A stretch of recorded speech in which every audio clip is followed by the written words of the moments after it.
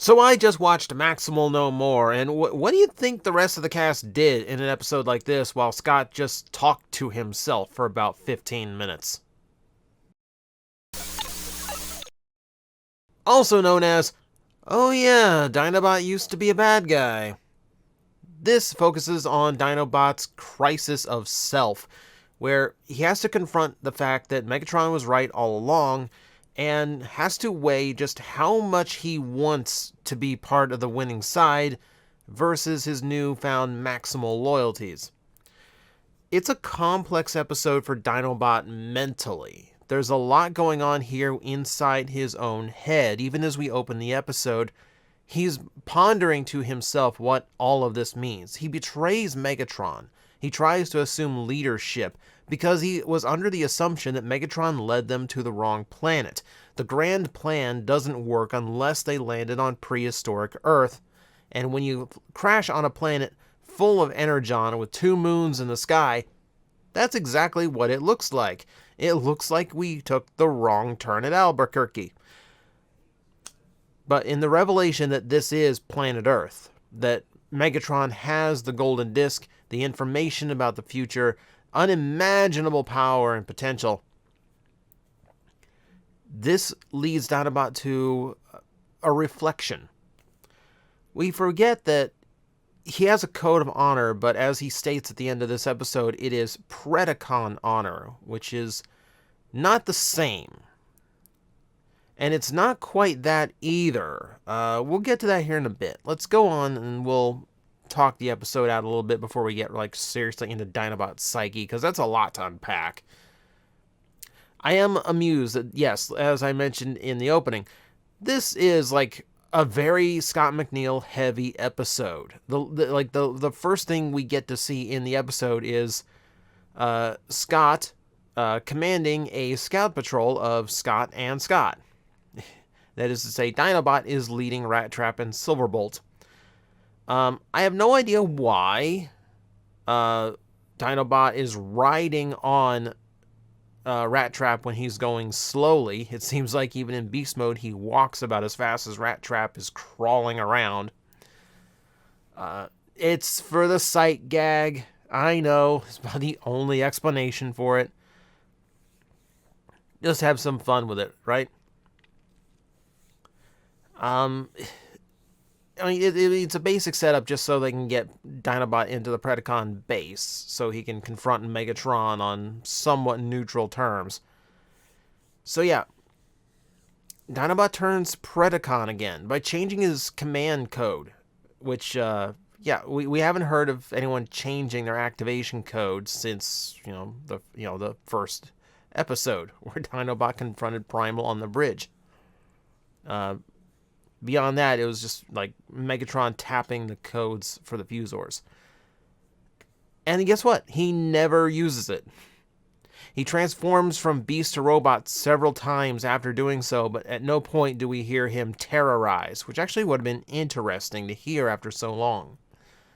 Also, I didn't know that Transformer computers apparently have the voice for the Predacon and Maximal computers pre-installed in their software. Is that just a preference set? Do you just check that? Is there a light and dark mode in a Transformer's head? Weird little thing for them to include. So let's see. Let me get through everything else before I go on to Dinobot himself, because that's going to be a lot to unpack. There's a poor Quick Strike. This episode is really establishing what Quick Strike's role in this series is, which is to have Western cliches and lose. Those are the two things that Quick Strike is good at. Western cliches and losing. I don't know how beating up Quick Strike is somehow a test of being a Predacon. I'm pretty sure everyone in this show gets a chance to beat up Quick Strike at some point. It's a weird thing. It's a weird little if only it shows only just how combat hungry Predacons actually are. That this is somehow their solution. Just get into a circle and watch two of their own beat each other up. Whatever.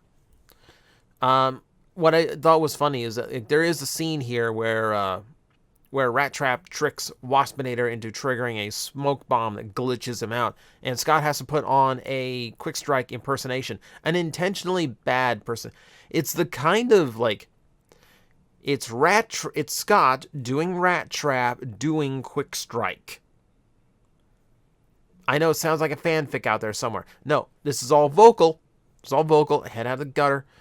It's an amusing scene. Like if you like to hear Scott's voice so often, to hear like him trying to convey two characters at the same time is amusing. But it's fun. So okay. There's no beating around the bush. This is a very Dinobot heavy episode. There's not a whole lot else going on.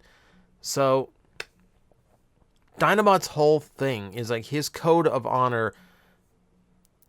It does come from a Predacon source. It is based on victory, conquest. It's what Predacons crave more than anything. We've seen how many Predacons try to take leadership. Waspinator has aspirations of like taking command of the Predacons. Everyone seems to do it outside of like Inferno. Inferno's like completely chill with just being the main drone of his queen. Dinobot wants conquest. Dinobot wants to be part of victory, and it's probably why he joined the Darkseid crew in the first place, to take part in this grand plan that Megatron had to alter history so that the Autobots would have never won the Great War and the Predacons would remain the victors on Cybertron. The whole purpose of this betrayal, giving Megatron the Golden Disc, is because he needs to know, like it is eating at Dinobot. Am I the master of my own fate, or is it set in stone? He has to know that his actions are his own and not some grand design. And that's a tough thing to work through. And he's willing to let Megatron go through with this Golden Disc plan to find out, because if it succeeds and he's still around, then he knows.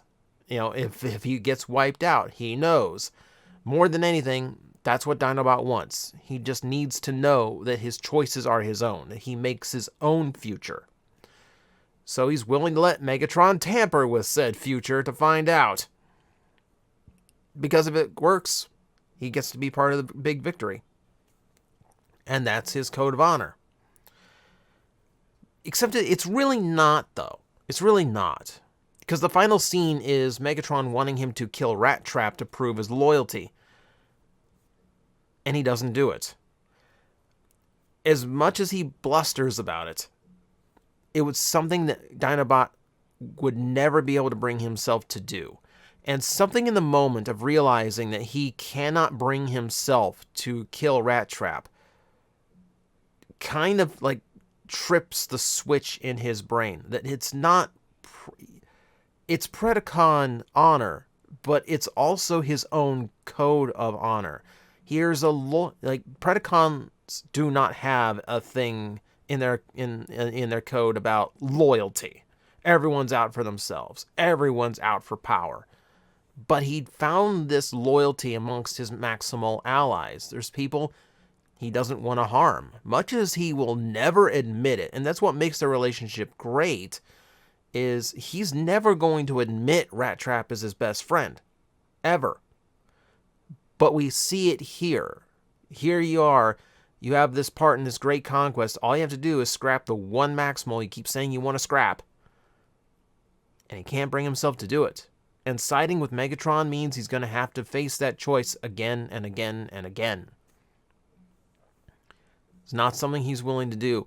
He's found loyalty, which is not something a Predacon's code of honor is going to include. It makes him unique. And it's what drives him to change his mind at the end of the episode.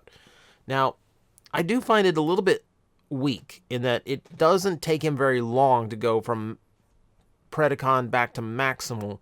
His crisis of faith, as it were, is not. I don't feel like it should so easily be shaken here. I feel like this is the kind of storyline that would have been really good as a two-parter. To see him side with the Predacons for that long, to really be amongst the Predacons again and realize this isn't right, rather than simply go, I don't want to kill my friend, so screw you, you're insane, Megatron. And maybe that is what he really believes, because he is adamant about fighting off Megatron one way or another. It's kind of unclear why. Like, he went from, I want to be part of this great victory you're about to achieve, to, no, not, you're insane. I've changed my mind. I mean, I know, like, being told to kill your best friend is probably going to bring out those things, but they're not very vocal about it. Let me see if I got anything, because it's already going really long for one of these. Let's see. Yeah, I'm just making sure I want to, I'm making sure I got to all my points. Yes, I think I did. Yeah. Yeah, all right, because it's like, I take the notes. They're sometimes, like, all over the place. But yeah, it's a very enjoyable episode. I wouldn't say masterful. Like I said, I do feel like his loyalties were flipped too quickly, too easily. But it is a great peek into the psyche of Dinobot, and it's one of those major episodes that makes him so much more complex of a character. He's not like a Worf type, where, you know, like honor and combat and etc. There's layers to it.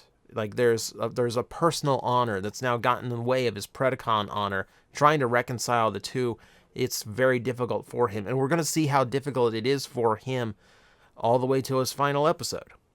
We're getting close to that, by the way. So thank you guys for watching another review. Join me next time. It's a two-parter, I believe. Yes, it is.